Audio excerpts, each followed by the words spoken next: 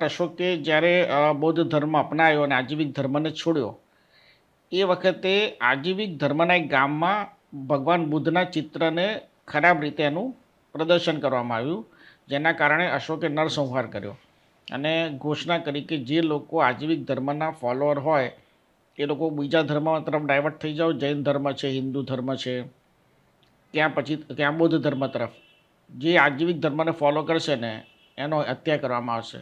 એટલે ધીમે ધીમે 14મી શતાબ્દીના અંત આવતા આવતા આવતા આજીવિક ધર્મ પૂર્ણાવતિ પર આવી ગયો.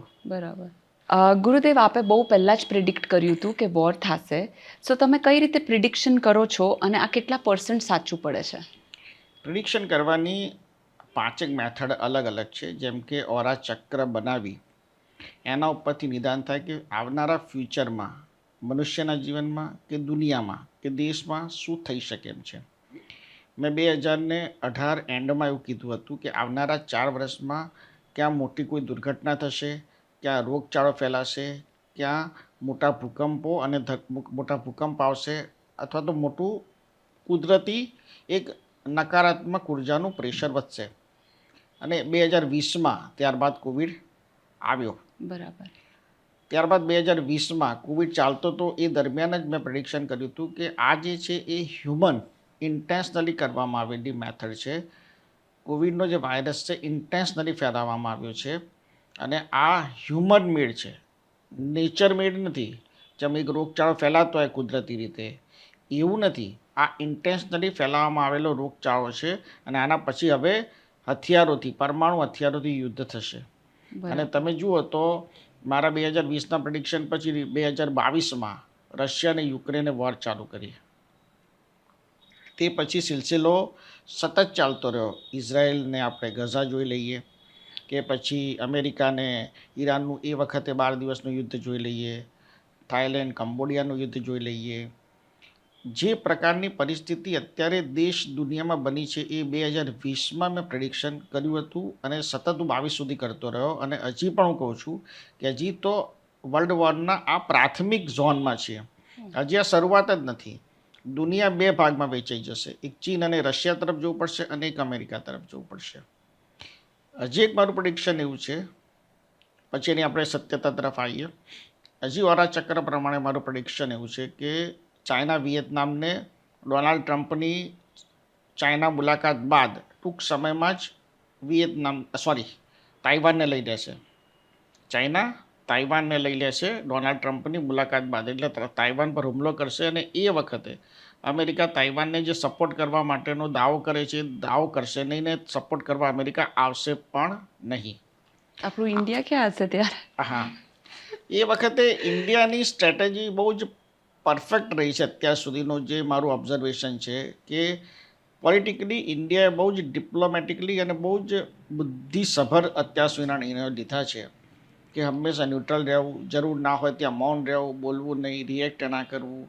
કદાચ અમુક પત્રકારોને કે ઘણા લોકોને એવું લાગ્યું છે કે સરકારની ડિફેન્સિવ સ્ટ્રેટેજી છે, પરંતુ હું માનું છું કે sometime defence is the right decision. અત્યારે હિન્દુસ્તાન માટે ડિફેન્સ સિચ્યુએશન અથવા તો ડિફેન્સ ડિપ્લોમસી એપ્લાય કરવી એ મારા પ્રેડિક્શન પ્રમાણે બહુ જરૂરી છે અને એ પ્રમાણે જ પરફેક્ટ થઈ રહ્યું છે. હવે પ્રેડિક્શનની સત્યતા પર આવીએ.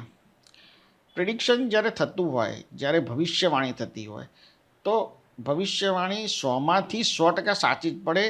ફરક એટલો હોય કે હું ધારો કેમ કહું છું કે ચાઇના તાઇવાનને લઈ લેશે, તો કદાચ તાઇવાનને આજે 6 મહિનામાં ના લે, ના આવતા 6 મહિનામાં લે. પણ ભવિષ્યવાણી જો ઓરા ચક્ર પ્રમાણે થઈ હોય તો એમાં ખોટી પડવાની સંભાવનાઓ -0% છે. થોડું વહેલું કે થોડું મોડું, બરાબર, પણ થાય ચોક્કસ.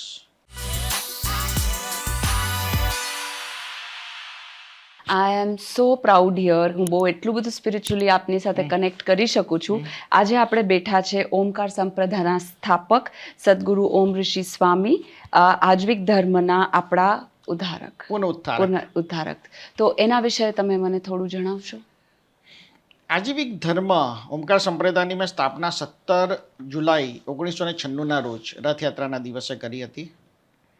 ઓમકાર સંપ્રદાયની સ્થાપના પાછળનો મૂળભૂત હેતુ એવો હતો કે ઓમકાર સંપ્રદાયના માધ્યમથી દુનિયાભરના લોકો જે પોતે પોતાના જે ધર્મને ફોલો કરે છે એ ધર્મની સાથે સાથે ઓમકાર સંપ્રદાય સાથે જોડાય, મંત્ર કરે, મંત્ર શક્તિપાત કરે, પોતાની ઓરા પ્રમાણેના મંત્ર કરે, મારી રચિત કરેલી ચાલીસાઓના પાઠ કરે અને પોતાના જીવનનું કલ્યાણ કરે.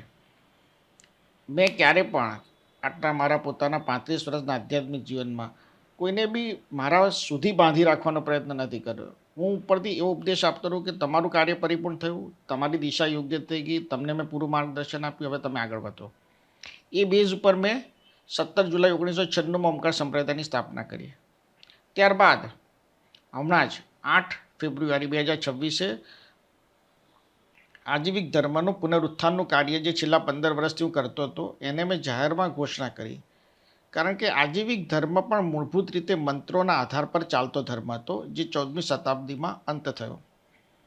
એના સ્થાપક જે મખાલી ગોશાલ હતા એ ભગવાન મહાવીર અને ભગવાન બુદ્ધના સમકાલીન હતા. એમને એક બહુ અદ્ભુત સૂત્ર આપ્યું હતું કે એવરીથિંગ ઇઝ પ્લાન્ડ. આ દુનિયામાં બધું જ સુનિશ્ચિત છે, પરંતુ જો ગુરુની કૃપા થાય તો એમાં બદલાવ આવી શકે છે. બાકી જે દુનિયાનો પ્રવાહ જે છે એ દુનિયાનો પ્રવાહ એઝ ઇટ ઇઝ તીર સમાંતર ચાલ્યા કરે, સિવાય હ્યુમન મેડ. એટલે જે વાત હું વારંવાર દોહરાવું છું કે હ્યુમન મેડ વસ્તુઓ જે છે એને આપણે અચીવ કરી શકીએ. એના માટે તમારા કર્મ કેટલા સારા છે કે ખરાબ એ જરૂરી નથી, પણ એ મનુષ્ય સર્જિત હોવું જોઈએ. બરાબર. મખાલી ગોશાલનું કહેવું એવું હતું કે આજીવિક ધર્મ એ દુનિયામાં દરેક લોકો જાણતા કે અજાણતા ફોલો કરે છે. કઈ રીતે? તો તમે વિચારો કે 100 માણસોને આપણે પૂછીએ કે તમે કેટલા કલાક કામ કરો છો, તો કોઈ એમ કહેશે કે હું 8 કલાક મારા બિઝનેસમાં કામ કરું છું, કોઈ એમ કહેશે કે હું 12 કલાક નોકરી કરું છું, કોઈ એમ કહેશે કે હું 10 કલાક કરું છું. તો તમે બીજો પ્રશ્ન પૂછો, શેના માટે? આજીવિકા ચલાવવા માટે, બરાબર. આર્થિક અર્થ ઉપાર્જનના માધ્યમથી પરિવાર સમાજને ચલાવવા માટે. તો એ વાત મખાલી ગોશાલે આજથી 2500 વર્ષ પહેલાં કીધી હતી કે દુનિયામાં 1 કલાક લોકો ધર્મ કરશે અને બાકી અર્થ ઉપાર્જન માટે જશે. અને આજની પરિસ્થિતિ જુઓ તેવું જ છે. આજે દુનિયા લડે છે શેના માટે? તો મનુષ્ય સર્જિત ધન માટે. ધન, તેલ, ઓઇલ, બરાબર છે. જે દુનિયામાં શક્તિશાળી દેશો છે, શક્તિશાળી લોકો છે, એ પણ હજી આજની તારીખમાં પણ હજી પૈસો, મોર પાવરની પાછળ છે. તો તમે વિચાર કરો કે દુનિયાની 80% વસ્તી એવી છે કે જેની પાસે પૈસા પણ નથી એટલા કે નથી પાવર પણ. એ લોકો માટે આજની દુનિયામાં મટીરિયલિસ્ટિક વર્લ્ડમાં ભૌતિકતા જરૂરી છે. કેટલી? તો 80% લોકો એમ કહેશે કે પુષ્કળ. અલ્ટિમેટલી દરેક ધર્મમાં, કોઈ પણ ધર્મમાં વ્યક્તિ જન્મ્યો હોય, કોઈકને મોક્ષમાં જવું છે, કોઈકને જન્નતમાં જવું છે, કોઈકને જેને કહેવાય ને કે શૂન્યમાં વિલીન થવું છે. દરેકની અલ્ટિમેટલી ડેસ્ટિનેશન એમના મનમાં આ છે. પરંતુ તમે કોઈ 35 વર્ષના વ્યક્તિને પૂછો કે આ કેમેરામેનવાળા ભાઈને પૂછો કે ભાઈ અત્યારે તમને પુષ્પક વિમાન લેવા આવે તો તમે જાઓ ખરા? તો એ ભાઈ કે ના, ભગવાન પોતે બી લેવા આવે તો હમણાં જવું નથી, 70-75 વર્ષનો થઈશ પછી જઈશ. સો હું હંમેશા એવું કહું છું કે જે આપણી અંદરની કથની છે અથવા તો જે આપણે કહીએ છીએ એના પર આપણે ચાલવું જોઈએ. કથની અને કરનીનો ડિફરન્સ એ આપણી ઓરાને બી ડિસ્ટર્બ કરે છે અને આપણી ઓરાને જે કામ કરવાનું છે એ કામ ઓરા કરી શકતી નથી. એક્ઝામ્પલ, કોઈ એક વ્યક્તિ જે સવારે 9 વાગ્યાથી ધંધામાં દોડે છે પણ એના ઓરામાં રોજ ઇન્ડિકેશન નાખ્યા કરે છે કે ભાઈ ના, મારે તો મોક્ષ માટે સાધના કરવી છે, મોક્ષ માટે સાધના કરવી છે, બરાબર છે. તેની ઓરા કન્ફ્યુઝ રહેશે કે ભાઈ આને અત્યારે અર્થ ઉપાર્જન જોઈએ છે કે અત્યારે મોક્ષ જોઈએ છે. બરાબર. તમે સમજ્યા? તમારા ઓરાને તમે જેટલું ગાઈડ કરશો, ધારો કે તમે સાંજે આવ્યા, તમને 9 વાગ્યાનો સમય છે, તમે કહો 2 કલાક મારે સાધના કરવી છે, તો તમારો ઓરા તમને ઉર્જા આપશે. સવારે 9 વાગે જશો કે ભાઈ મારે આર્થિક અર્થ ઉપાર્જન કરવું છે, તો તમારી ઓરા તમને દિશામાં ઉર્જા આપશે. તો તમે વધારે સશક્ત રીતે અને વધારે પરફોર્મિંગ કામ કરી શકશો તમારા પોતાના કાર્યક્ષેત્રમાં. બરાબર. તો ગુરુદેવ, આપને one kind of a disease in the hall world છે, તો એના વિશે તમે કહેશો કે તમને ક્યારે ખબર પડી અને તમે એની હારે કઈ રીતે ફાઇટ કર્યું? અત્યારે તો જુવેનાઇલ રૂમેટોઇડ આર્થરાઇટિસના દુનિયામાં બહુ જ કેસીસ છે. હમ. અને 1984માં મને જ્યારે આ થયો જુવેનાઇલ રૂમેટોઇડ આર્થરાઇટિસ, એ વખતે હું ભારતમાં પહેલો કેસ હતો. ઓકે. એ વખતે અમેરિકા, ઇંગ્લેન્ડ જેવા દેશોમાં આ રોગ બહુ જ કોમન બાળકોમાં હતો, પરંતુ કોઈ બાળકમાં 8 વર્ષના બાળકમાં આ રોગ થાય એવી ઘટના એ વખતે ભારતમાં પહેલી હતી. બરાબર.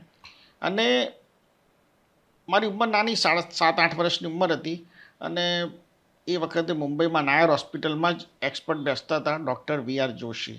એમને નિદાન કર્યું કે આ છોકરાને જુવેનાઇલ રૂમેટોઇડ આર્થરાઇટિસ છે. ત્યારબાદ અત્યારે રૂમેટોઇડ આર્થરાઇટિસમાં જે એક્સપર્ટ કહેવાય છે ડૉક્ટર સંજીવ અમીની, એ વખતે એમનો હું પહેલો કેસ હતો અને VR જોશીનો હું છેલ્લો કેસ હતો. ત્યારબાદ એ રિટાયર થયા. VR જોશીનું નામ એટલા માટે કહું છું કે આપણે એ વસ્તુને કોર્ડિનેટ કરી શકીએ કે કઈ રીતે ઘટના થવી અને ઈશ્વર અને કર્મની અને શક્તિઓની ક્યાં રોલ છે એમ. તો VR જોશીએ પ્રિડિક્ટ કર્યું હતું કે આ જુવેનાઇલ રૂમેટોઇડ આર્થરાઇટિસમાં આ બાળકનું સર્વાઈવ થવું 1 વર્ષ સુધી બી હજી એ ઇમ્પોસિબલ છે. 50% વાત નથી, ઇમ્પોસિબલ છે.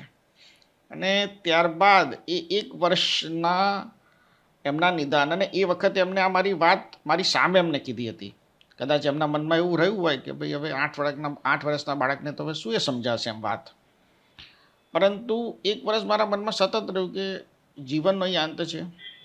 પણ મારા માતૃશ્રી મને હંમેશા બહુ જ મોટિવેટ કરતા હતા કે જીવનમાં છેલ્લી ક્ષણ બી હોય ને ત્યાં સુધી લાઈફ સાથેની લડત છોડવાની નહીં, અને લાઈફ સાથે લડતા રહેવાનું. એમના કારણે જ હું અહીંયા સુધી પહોંચ્યો. ડ્યુ ટુ એ હંમેશા મને મોટિવેટ અને એન્કરેજ કરતા હતા કે જીવનમાં છેલ્લી સેકન્ડ આપણા હાથમાં નથી, પણ છેલ્લી સેકન્ડ સુધી આપણું કાર્ય કરવું, કર્મ કરવું એ તો આપણા હાથમાં છે જ. અને આપણા હાથમાંથી કે આપણી ડેસ્ટિનીમાંથી કોઈ છીનવી શકે નહીં. અને એમને હંમેશા મને જ્ઞાન માટે પ્રેરિત કર્યો, આગળ ભણવા માટે પ્રેરિત કર્યો. મેં કોમર્સ ગ્રેજ્યુએશન કમ્પ્લીટ કર્યું. IASની પ્રિલિમિનરી એક્ઝામ મેં પાસ કરી 99માં. તો હું હંમેશા ભણતર માટે બહુ સજાગ રહ્યો. મને હંમેશા, હું આપના માધ્યમથી બી બધાને કહેવા માગું છું કે પુસ્તક, આજના મોબાઈલના યુગમાં તમે પુસ્તકને જો ઇગ્નોર કરશો તો તમે તમારા જીવનમાં બહુ જ મોટું અને સબળ પાસું ગુમાવશો. જ્ઞાન જે છે ને એ કોઈ દિવસ ક્યારેય કોઈ છીનવી શકતું નથી. પૈસામાં માણસ ઉપર નીચે થઈ શકે, અધોગતિ એની થઈ શકે, પણ જ્ઞાનમાં તો હંમેશા વૃદ્ધિને વૃદ્ધિ જ થતી રહે. જો તમારી પાસે જ્ઞાન છે, એક્સપર્ટાઇઝ છે તમારા પોતાના ક્ષેત્રની, તો તમારો હાથ કોઈ જ નહીં પકડી શકે. પણ તમારી પાસે જ્ઞાનનો અભાવ છે, પણ તમારી પાસે કરોડો રૂપિયા છે, તો એક દિવસ જતા રહેશે. માટે હંમેશા ભણવા અને જ્ઞાન તરફ તમારું ફોકસ અને ધ્યાન હોવું જોઈએ. તમારા સવાલ પર પાછો આવું. એ વખતે અસહ્ય પીડા મારા શરીરમાં રહેતી હતી. 1984ની વાત કરું તો, અને આજે પણ એટલી જ પીડાની ફ્રીક્વન્સી હોય છે. પરંતુ એ વખતે એટલું અસહ્ય રહેતું હતું કે પથારીમાં કોઈ બેસે, જે પથારીમાં હું સૂતો હોઉં ત્યાં કોઈ બેસે ને તો પણ જેને કહેવાય કે દુખાવો થાય, એટલું અસહ્ય પેન.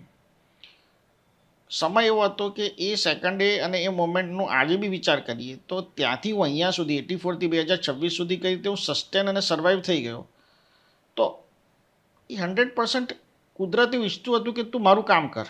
બરાબર. ઈશ્વર એવું ઈચ્છતા હતા કે તું એવું કર કે જેના માટે તને મોકલ્યો છે, અથવા તો તને જેના માટે પીડા આપી છે. અને હંમેશા કહું છું કે જ્યારે કોઈના લાઈફમાં ડિસ્ટ્રક્શન થાય છે ને, ઇટ મીન્સ કે એના લાઈફમાં કન્સ્ટ્રક્શન થવાનું છે. હું ક્યારે પણ એવું નથી સમજતો કે હું કરતા છું. હું એવું સમજું છું કે ઈશ્વરે મને રિપ્રેઝેન્ટેટિવ બનાવ્યો છે, એ ઈચ્છે છે કે હું આ કરું.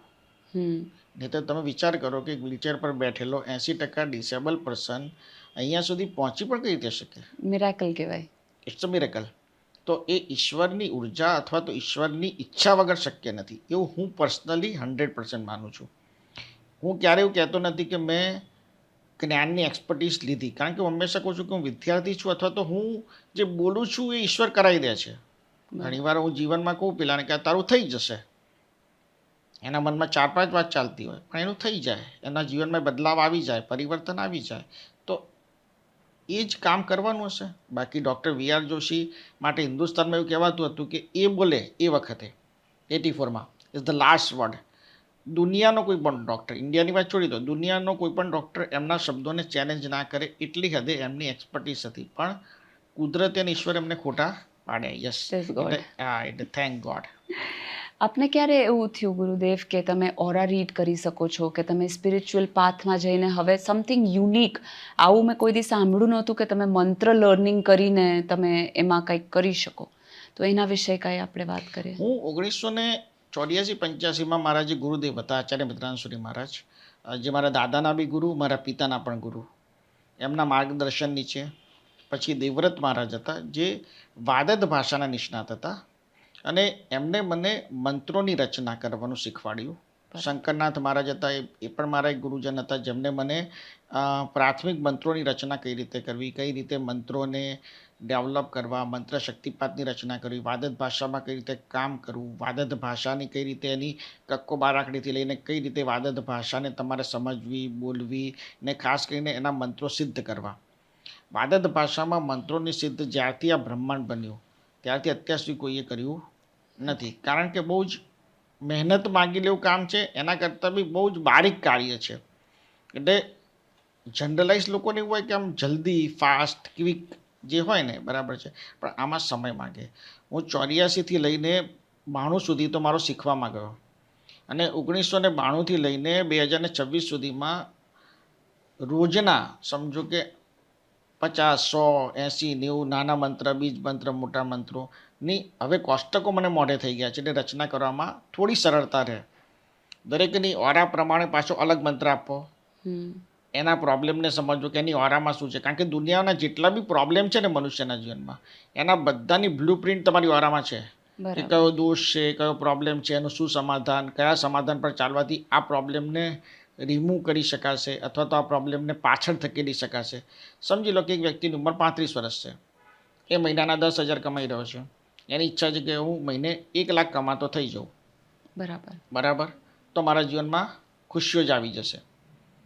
હવે એને 1 લાખ કમાવા માટે એની ઓરામાં એ ફ્રીક્વન્સી ઉર્જા છે, તમારે એ મંત્ર સાથે એને જોઈન કરી આપવાની છે, જેથી એના જીવનમાં એવો બદલાવ આવશે કે જે કાર્ય કરવા જશે એમાં એને સફળતા મળશે.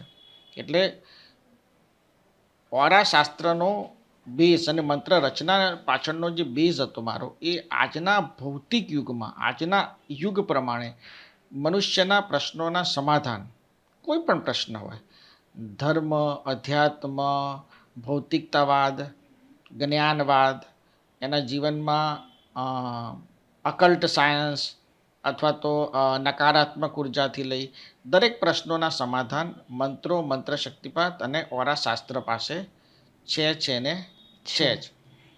જેમ કે કોઈ પ્રિડિક્શન કરે ને પત્રિકામાંથી કે ભાઈ રાહુ બદલાશે આપણે, અથવા તો 7:30 પછી ફાયદો થશે, એવું નથી. ઓરા શાસ્ત્ર એક એડવાન્સ સ્ટેજ છે કે આ પ્રોબ્લેમ છે તો આનું આ સોલ્યુશન. બરાબર. જી, માણસને ઘરેથી ખબર છે કે એને તાવ આવ્યો છે, ડૉક્ટર પાસેથી તેને દવા જ લેવાની છે અને પૂછવાનું છે કે સાહેબ કયો તાવ છે, ધેટ્સ ઇટ. એને તાવ ઉતરે સાથે મતલબ હોય, એને એ મતલબ ના હોય કે આ ડેન્ગ્યુનો મચ્છર મને ક્યાંથી ડંખ મારી ગયો હતો. ઓરાશાસ્ત્ર એ તમને સોલ્યુશન આપે છે. હવે સમજો કે ઘણા બધા એવા પ્રોબ્લેમો અને રોગો છે, બરાબર છે, કે જે રોગોમાં મંત્રો ઇફેક્ટિવ છે, પરંતુ લોકો ત્યાં સુધી પહોંચી શકતા નથી, અને પહોંચવા માટે થઈને અવેરનેસ જે હોય ને, જાગૃતિ, એ જાગૃતિ કરવા માટે જ મેં મંત્ર થેરાપી દરબારનું આયોજન કર્યું છે, કે લોકોના જનહિત માટે આર્થિક, શારીરિક, માનસિક, સામાજિક પ્રશ્નોના સમાધાન મંત્ર થેરાપીના માધ્યમથી નિઃશુલ્ક થાય, લોકોનું જીવનમાં એક પરિવર્તન આવે, અને લોકો કમસે કમ ઓછી દવાઓ ખાતા થાય. બરાબર. ડૉક્ટરે કીધું છે એ પ્રમાણે તમારે ચાલવું પડે, પરંતુ કમસે કમ ડૉક્ટર જ એવું કહે કે ભાઈ હવે તમારા પ્રેશર, ડાયાબિટીસ, થાઇરોઇડ કંટ્રોલમાં છે તો તમે ડોઝ અડધો કરો, અથવા તો ટેપર કરીને બેલેન્સ કરી દો. તો મારું મિશન એવું છે કે જો કદાચ હું મારા આખા જીવનકાળમાં ભારતભરમાં ને ભારત બહાર આવા 600થી 650 મંત્ર થેરાપી દરબાર કરીશ, તો હું એવું સમજું છું, આવી મારી માન્યતા છે કે એમાં આમૂલચૂલ પરિવર્તન આવશે. મેં આપનું અટેન્ડ કર્યું છે મંત્ર થેરેપી દરબાર, તો આ કોમનલી બધાને વર્ક થાય કે ઇન્ડિવિજ્યુઅલી પોતા પર વર્ક કરવું પડે? હા, ઇન્ડિવિજ્યુઅલી જ્યારે વર્ક કરવાનું આવે ત્યારે વધારે શાર્પલી થઈ શકે, પણ કોમનલી જ્યારે મંત્ર થેરાપી દરબારમાં આવો છો ત્યારે તમારા બેઝિક જે પ્રશ્નો હોય એમાં તો સમાધાન આવવાના શરૂઆત થઈ જ જાય. પછી જો પ્રશ્નો એડવાન્સ લેવલના હોય તો વિચારવું પડે. પણ હું બહુ જ સ્ટ્રોંગલી એવું કહું છું કે મંત્ર થેરાપી દરબારના માધ્યમથી 100માંથી 80 લોકોના પ્રશ્નો તો ઓટોમેટિકલી ત્યાં સમાધાન અને સોલ્યુશન તરફ જતા જ રહેશે. બરાબર. હવે આપ આટલા પોઝિટિવ કઈ રીતે રહી શકો છો? લાઈક અમે લોકો ડે ટુ ડે લાઈફમાં વર્ક કરતા હોય તો એ કાંઈક થાય તો અમે લોકો ડલ થઈ જઈએ, પણ તમારે આટલી ચેલેન્જિંગ કન્ડિશન સાથે તમે પોઝિટિવ રહેવું, અને તમે શું તમારા ડે ટુ ડે લાઈફમાં વર્ક કરો છો કે તમે ક્યાંક તો પ્રેક્ટિસ કરતા હશો તમારા મંત્રની ને એની, તો એ તમારી રેગ્યુલર ડેલી પ્રેક્ટિસ શું છે? સૌથી પહેલાં તો પોઝિટિવિટીની વાત કરીએ તો હું એવું બધાને કહું છું અને મેં મારા જીવનમાં રૂલ બનાવ્યો છે કે એક્સેપ્ટન્સ. રાઈટ. એક્સેપ્ટન્સ કે ભાઈ મને જે છે સિચ્યુએશન એ ઓકે, ઈશ્વરે જે વિચાર્યું છે એ બરાબર જ કર્યું છે. કદાચ મને ઈશ્વરે બહુ જ નોર્મલ રાખ્યો હોત તો કદાચ હું જ્ઞાનના માર્ગ ઉપર ના ચાલ્યો હોત, મંત્રના માર્ગ પર ના ચાલ્યો હોત, કોઈ એક સામાન્ય કોમન લાઈફ પસાર કરી રહ્યો હોત, અથવા તો મારા પપ્પાની કાપડની દુકાનને ઓર વધારતો હોત, બિઝનેસ કરતો હોત, એ થતું હોત. હું એવું દ્રઢપણે માનું છું કે દરેક મનુષ્યએ પહેલાં પોતાના લાઈફમાં એક્સેપ્ટન્સ લાવી દેવું જોઈએ કે આ જ મારી સિચ્યુએશન છે અને ઈશ્વરે મને મારી ઓકાત કરતાં વધારે આપી છે. ઓકાત શબ્દ પર્ટિક્યુલર નથી, પણ આ શબ્દ તમને હિન્ટ કરશે તમને અંદરથી કે ભાઈ મને જે આપ્યું છે ઈશ્વરે મારી તાકાત કરતાં વધારે આપ્યું છે. પહેલાં તો એ ઈશ્વરનો આભાર માનીને એક્સેપ્ટન્સ કરી લો કે આ સિચ્યુએશન છે, આ જ પરિવાર છે, આ જ પત્ની છે, આ જ હસબન્ડ છે, આ જ બાળકો છે, આ જ સમાજ છે, આ જ લોકો છે. રાઈટ? એટલે એક્સેપ્ટન્સ પહેલો મુદ્દો. બીજો મુદ્દો, રોજ સવારે જાપ સાધના મંત્ર કરતો હોઉં છું હું, મારા જ રચિત કરેલા. બરાબર. 5, 5:30થી લઈ 9:30 સુધી મંત્ર સાધના જાપ જે મેં રચિત કર્યા છે એ મંત્રો પર જ હું કામ કરતો હોઉં છું અને એના પર જ હું મારા મંત્રોના માધ્યમથી જ, હું નથી કહેતો કે પ્રિડિક્શન, હું સોલ્યુશન કે શક્તિના માધ્યમથી તમારા સૂક્ષ્મ જગતમાં પરિવર્તન. આપણી ઓરાનું એક સૂક્ષ્મ જગત છે, એમાં દરેક જગ્યા પર એક પડાવ છે.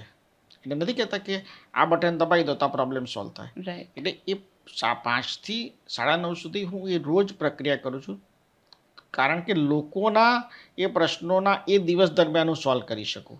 રાઈટ. કે જે આજે આવ્યો મારી પાસે અને મારી પાસે આવ્યા બાદ એને રજૂ કર્યું કે મારો એક્સ પ્રશ્ન છે, તો એક્સ પ્રશ્નને હું મને એટલો ઝડપથી સમાધાન કરી શકું, એના ઓરા સાથે કનેક્ટ થઈ શકું, એના માટે મારે પોતાને ચાર્જ થવું જરૂરી હોય છે અને એ સાધના હું રોજ કરું છું. મારો જીવનનો ધ્યેય એવું છે કે માનવ કલ્યાણ થાય, માનવ સેવાનું કાર્ય થાય, દિવ્યાંગ સેવાનું કાર્ય થાય. લોકો માટે આપણે એવી રીતે પ્રેરણારૂપ બની શકીએ કે આ માણસ કરી શકે છે તો અમે કરી શકીએ. ટ્રુ. એક્ઝેક્ટલી બરાબર છે. અને હું હંમેશા એવું કહું છું કે ભાઈ દુનિયામાં હું મારું એક્ઝામ્પલ તમે એ રીતે લો કે મારી પાસે જે શક્તિને સામર્થ્ય છે તો તમારી પાસે તો બહુ જ બધું કુદરતે આપ્યું છે. મારી પાસે શોર્ટફોલ છે ને મેં આટલું કર્યું છે, તો તમારી પાસે તો બહુ જ બધા રિસોર્સિસ છે, તો એનો ઉપયોગ કરો અને તમે તમારી હતાશા નિરાશામાંથી બહાર નીકળીને પરિસ્થિતિને એક્સેપ્ટ કરો, નેગેટિવ ના બનો. બરાબર. ગુરુદેવ, આપની જેમ આપને કીધું કે આપને રચના કરી છે મંત્રની, તો આપણા કયા કયા મંત્ર આપે રચના કર્યા છે? મેં વાદદ ભાષામાં લગભગ સમજો અત્યાર સુધીમાં 18 કરોડથી વધારે મંત્રોની રચના કરી છે. જેમાં બીજ મંત્ર આવી ગયા, વાદદ ભાષાના મંત્રો આવી ગયા, શાબર ભાષાના મંત્રો આવી ગયા. પછી મેં ઓમકાર ચાલીસાની રચના કરી. ઓમકાર ચાલીસા એક રામબાણ એવું છે કે દુનિયાનો કોઈ પણ નાસ્તિક માણસ બીજો કરે ને શ્રદ્ધા વગર તો પણ એને અદ્ભુત ચમત્કારિક પરિણામ એના જીવનમાં મળે. બરાબર. એ આમ ખાલી એમ સમજીને વાંચે કે હું કોઈ વાર્તા વાંચી રહ્યો છું તો પણ એની ઓરા ત્રતા ઉર્જા સાથે કનેક્ટ થઈ જાય અને ઓમકાર ચાલીસાનું કાર્ય સિદ્ધ કરી દે. દુનિયાભરમાં અત્યારે 40 લાખથી વધુ લોકો ઓમકાર ચાલીસા કરે છે. 40 લાખ પુસ્તિકા નિઃશુલ્ક અમે અત્યાર સુધીમાં લોકોને દુનિયાભરમાં મોકલાવી છે. આ સિવાય કોઈ પીડીએફથી કરતું હોય અથવા તો યુટ્યુબથી કરતું હોય એ તો અલગ. હું 40 લાખ અમે જે પુસ્તિકા આશ્રમ ઉપરથી લોકોને મોકલી છે એનો ડેટા છે. અને કોઈ પણ વ્યક્તિ મારું ક્રિટિક બી કરતો હશે એ બી કહેતો હશે કે ઓમકાર ચાલીસા કરવું છે, અદ્ભુત છે, રામબાણ છે. રાઈટ. બીજું શ્રી નવદુર્ગા ચાલીસા. દુનિયાભરમાં માતાના ભક્તો છે, માતાના શક્તિપીઠો છે, એટલે મને એવું લાગ્યું કે માતાના આશીર્વાદથી અને માતા પ્રેરણા આપે છે એટલે મેં શ્રી નવદુર્ગા ચાલીસાની રચના કરી. પછી 12 જ્યોતિર્લિંગ ચાલીસાની રચના કરી કે ભાઈ દરેક વ્યક્તિ 12 જ્યોતિર્લિંગ કદાચ જીવનમાં એકવાર માણ જઈ શકે, પણ 12 જ્યોતિર્લિંગ ચાલીસાનો પાઠ કરો તો તમને 12 જ્યોતિર્લિંગનું પુણ્ય રોજે રોજ મળે. બરાબર. એની રચના જે રીતે થઈ છે કે તમે જ્યારે એનો પાઠ કરો તો તમને એવું લાગે કે તમે સોમનાથના દર્શન કરી રહ્યા છો, તમને એવું લાગે કે તમે મહાકાલેશ્વરના દર્શન કરી રહ્યા છો, તો એ તમને એ ઉર્જાની અનુભૂતિ થાય. બરાબર.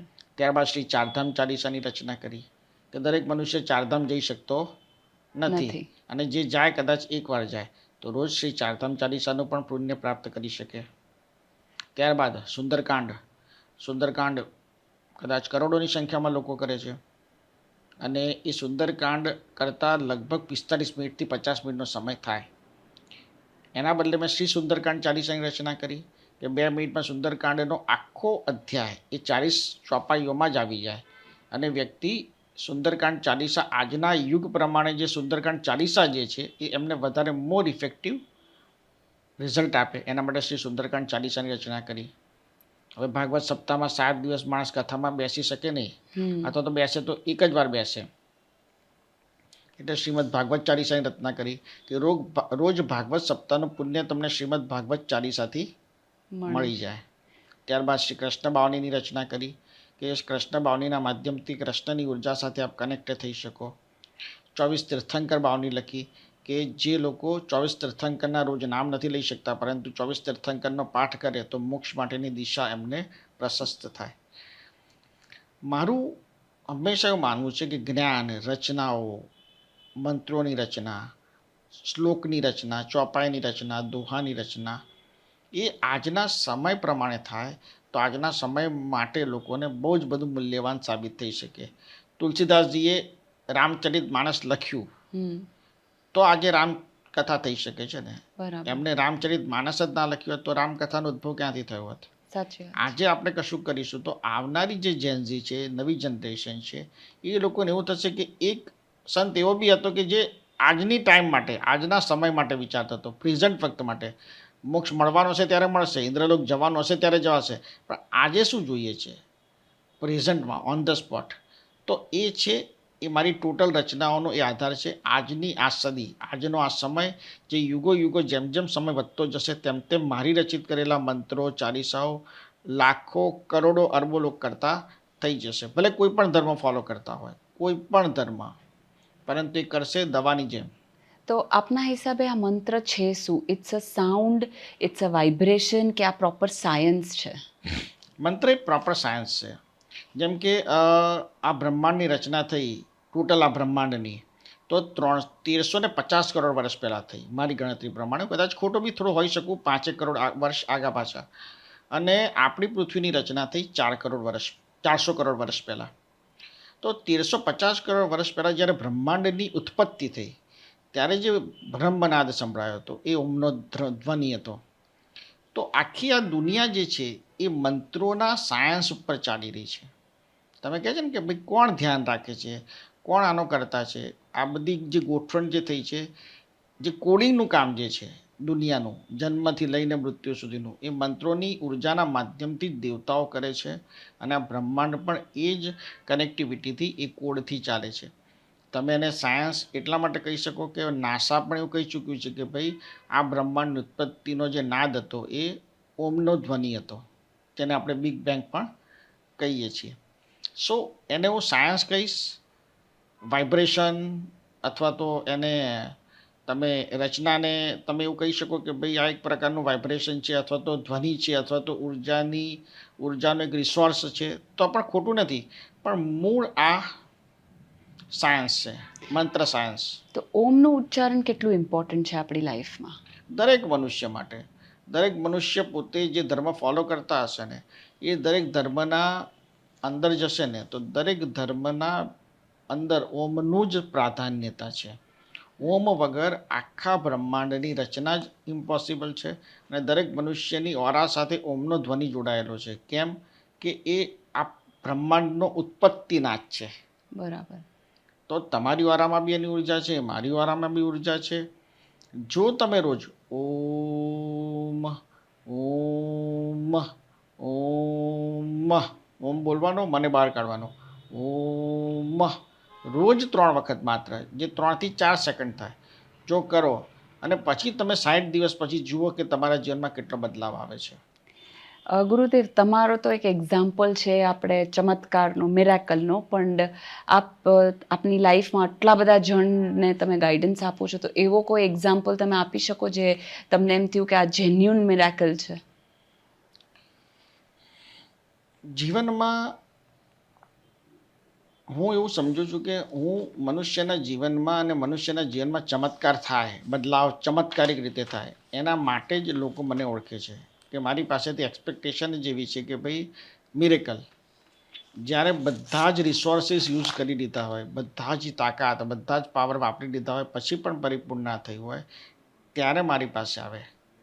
એટલે મિરેકલની જેને કહેવાય ને કે એક આખી લિસ્ટ છે. એક પોડકાસ્ટમાં એક ગાથા મિરેકલની કહેવી બરાબર છે, એ તો જેને કહેવાય ને કે બહુ જ ઇનજસ્ટિસ થશે, પણ છતાં પણ એક અનુભવ કે એક ઘટના, કે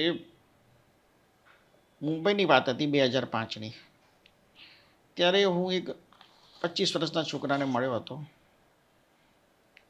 એનું કહેવું હતું કે એને એક એવી શક્તિ દેખાય છે કે જેને રોજ કાનમાં કશું કાંઈને સત્ય કહી જાય છે, અને એ પ્રમાણે એકચ્યુઅલી ઘટના બનેલી પણ હોય છે.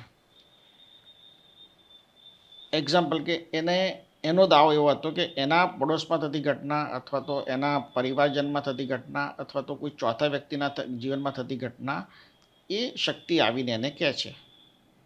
શરૂઆતમાં તો એને બહુ સારું લાગ્યું. 2005ની વાત છે, બહુ સારું લાગ્યું, એન્જોય કરતો હતો. અને બીજા દિવસે વ્યક્તિને મળે, જો સોસાયટીમાં હોય, ફેમિલી મેમ્બર હોય, તેને કહેતો પણ ખરો, જે એ લોકોની ગુપ્ત હોય અથવા તો પર્સનલ વાત હોય. તો પેલા લોકો બી અચંબિત થઈ જતા હતા. પણ ધીરે ધીરે એ શક્તિનો પ્રકોપ સત્ય કહેવાનો એના કાનમાં વધતો જ ગયો. રોજ આવીને કોઈને કોઈ એવી વાત કરે કે જેના કારણે આ રાતે સૂઈ ના શકે. 1 વર્ષમાં તે માનસિક રીતે એકદમ હતપ્રત થઈ ગયો. એના પિતાજી એને કહેવાય ને કે હવે એને આ પ્રોબ્લેમમાંથી છોડાવવા માટે દોડાદોડ કરતા હતા.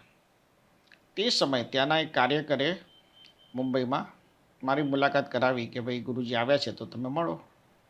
મારા પહેલાં લગભગ 100 સાધુ સંતોને મળી ચૂક્યા હતા. મેં એને 3 સવાલ પૂછ્યા કે તને શક્તિ શું કહે છે ને કયા કાનમાં કહે છે. એને મને કીધું મને જમણા કાનમાં કહે છે અને બધું સત્ય જ કહે છે. મેં કીધું તને મારા વિશે શું કીધું? તો મને એવું કીધું કે તારી પાસે ના જવાનું, એટલે મારી પાસે નહીં આવવાનું એમ. ત્રીજું કે તારેમાંથી મુક્ત થવું છે કે આમાં જ રહેવું છે? એટલે એને મને કીધું કે મુક્ત થવું છે. મેં એની વારા જોઈ. એ ત્રદા નામની યક્ષિણી હતી. ત્રદા નામની યક્ષિણીનું કામ શું હોય કે આ બ્રહ્માંડની અંદર 100 અબજથી વધારે ત્રદા નામની યક્ષિણી છે. એ ઘણીવાર ઓટોમેટિક એક્ટિવ થઈ જાય, ઘણીવાર એને એક્ટિવ થતાં અથવા તો સક્રિય થતાં સમય લાગે. પરંતુ જે એ આહવાન કરતો હતો, એને મને કીધું કે હું 1 વર્ષથી એવું આહવાન કરતો હતો કે મને કોઈ શક્તિ મારી જોડે કનેક્ટ થાય, અને આ યક્ષિણી એની જોડે કનેક્ટ થઈ ગઈ. હવે એની વિપદા એ થતી હતી કે એ સવાર બપોર સાંજ એના કાનમાં એને જે કીધેલી વાત હોય ને આખો દિવસ એના મનમાં કાનમાં ગુંજ્યા કરે, ફર્યા કરે. એટલે એ મુક્તિ માટે મારી પાસે આવ્યો હતો. મેં એને જે સમાધાન બતાવ્યા, અને મેં કીધું કે આ 35 દિવસનો સમય પસાર થશે ને આ પ્રમાણેનો મંત્ર રોજ તારે કરવો પડશે, અને 35 દિવસ તને કરવા જ નહીં દે મંત્ર. એટલે તારે કોઈ પણ હિસાબે 35 દિવસ આ મંત્ર કરવાનો. 35 દિવસ કરતાં એ 35 દિવસ એના એકચ્યુઅલ પૂરા થતાં એને 4 મહિના થઈ ગયા. એટલી હદે એને હેરાન કરવામાં આવ્યો. 34 દિવસ થાય ત્યારે 35મા દિવસે કંઈક એવું થાય કે ઊંઘી જાય, એ આખો દિવસ જાગે જ નહીં, એને સુવા જ ના દે, અને એકદમ ડિસ્ટર્બ રહે. મંત્ર અને ઓમકાર ચાલીસા જે કરતા એને માત્ર 6 મિનિટ થતી હતી. એ 6 મિનિટ એને કરતાં 6 મહિના એને એક્ઝેક્ટ 35 દિવસ પૂરા કરતા થયા. ને જેવા 35 દિવસ પૂરા થયા એ સંપૂર્ણપણે એમાંથી મુક્ત થઈ ગયો. આ કેવું છે કે અકલ્ટ સાયન્સ છે, આ કોઈ માને ના માને એવી ઘટના છે, બરાબર છે, પરંતુ ધીસ ઇઝ ધ ટ્રુથ. આજની પૃથ્વીનું આ સત્ય છે. તમે એક્સેપ્ટ કરો ના કરો. ગ્લોબલ વોર્મિંગ થઈ રહી છે, પોલ્યુશન છે, તમે સ્વીકારો ના સ્વીકારો એ તમારી મરજીની વાત છે. દિલ્હી પોલ્યુશનનું ગેસ ચેમ્બર બની રહ્યું છે. આપણે સ્વીકારીએ ના સ્વીકારીએ પણ હકીકત તો આ જ છે. એવી રીતે જેને આ વસ્તુને ફેસ નથી કરી એના માટે આ ઘટના કેવી કહેવાય કે ભાઈ ટેબુ, કે હોઈ શકે ના હોઈ શકે. કારણ કે એ છોકરાને સાયકોલોજીસ્ટ પાસે, સાયકેટ્રિસ્ટ પાસે બી બહુ દવા કરાવી દીધી. એના માતા પિતાએ બધા જ પ્રયત્ન કર્યા પછી મારી પાસે આવ્યા, અને મેં જે પકડ્યું અને મેં જે સમાધાન આપ્યું એ મિરેકલ છે એ લોકો માટે. રાઈટ. જ્યારે મારા માટે હું શીખેલું એક જ્ઞાન છે, મારા માટે શીખેલું એક જ્ઞાન છે. બીજી એક ઘટના જેની સાથે કદાચ લોકો કોર્ડિનેટ કરી શકે. મારા માતૃશ્રી 1991માં કમળો ફેલાયેલો હતો ગુજરાતમાં. 1991ની વાત છે. અને એ વખતે હું ભણી રહ્યો હતો 11th માં. મારા મધરને કમળો થયો, કમળામાંથી કમળી થઈ અને સીઝ ઇન કોમા. 1991માં કોમામાં જતા રહ્યા. આજે કોમાના પેશન્ટ માટે કોઈ દવા નથી. તો ધેટ ટાઈમ 1991ની વાત છે. ડૉક્ટરે કીધું કે અમને ઘરે લઈ જાઓ, આ કેસ કરોડ ટકા ના બચે, આમાં કોઈ શક્યતા નથી. પરંતુ મારા ફાધરનું એવું હતું કે છેલ્લા સેકન્ડ સુધી તમે દવા કરો, બચાવવાનો પ્રયત્ન કરો. મેં મારા રચના કરેલા મંત્રો એને હોસ્પિટલાઇઝ કરી ત્યારથી ચાલુ કર્યા. એ લગભગ 30 દિવસથી વધુ સમય સુધી કોમામાં રહી હશે. અને મેં રચિત કરેલા મંત્રો કર્યા ત્યારે મેં એક જ પ્રાર્થના કરી હતી કે મારા મધર આ રોગચાળામાં ના જાય, પણ 30 વર્ષ જીવે અને જ્યારે રોગચાળો ફેલાય ત્યારે મૃત્યુ પામે. એ સંકલ્પ સાથે મેં મારા સિદ્ધ કરેલા મંત્રોની રચના કરતો જ, પાઠ રેગ્યુલર 18 કલાક હું કરતો હતો. અને તમને નવાઈ લાગશે પરંતુ અથવા તો ચમત્કાર લાગશે, પણ એક્ઝેક્ટ એ 30 વર્ષ જીવી અને 2021માં કોવિડમાં એક્સપાયર થઈ. એ બી દુનિયાભરમાં ફેલાયેલો રોગચાળો. જ્યારે એ સિરિયસ થઈ હતી અને કોમામાં ગઈ હતી 91માં, ત્યારે બી ગુજરાતમાં રોગચાળો ફેલાયેલો હતો, મુંબઈમાં રોગચાળો ફેલાયેલો હતો. અને 2021માં જ્યારે નિધન થયું ત્યારે પણ કોવિડનો રોગચાળો દુનિયાભરમાં ફેલાયેલો હતો. એટલે એ વખતે 91માં કરેલો સંકલ્પ હતો કે રોગચાળો ફેલાય ત્યારે 30 વર્ષ બાદ એનું મૃત્યુ થાય. બરાબર. તો એ વખતે કદાચ જે લોકો એના સાક્ષી હતા પ્રસંગના, અને આજે બી એ લોકો છે, કે એ લોકોને એવું લાગે કે આ ખરેખર એક ચમત્કાર છે. બરાબર. પરંતુ હું એવું માનું છું કે તમારી ઈશ્વર પરની અથાગ શ્રદ્ધા, ઈશ્વર તમને પીડા પણ આપે, પણ તમારી શ્રદ્ધા જો ડગમગે નહીં તો ઈશ્વર પોતે તમારા જીવનમાં ચમત્કાર કરવા માટે મજબૂર બને છે. બરાબર. આપની સાથે બહુ જ મજા આવી વાત કરવાની ગુરુદેવ. થેન્ક યુ, તમે અહીંયા અમારી સાથે આવીને આટલી નોલેજ આપી. Thank you so much. તમે પણ મને અહીંયા બોલાવ્યો અને લોકો સુધી મારી વાત પહોંચાડી. મંત્રો કરો અને ઓમકાર ચાલીસા કરો અને જીવનમાં પરિવર્તન લાવો, એ જ મારું કહેવું છે. Thank you so much.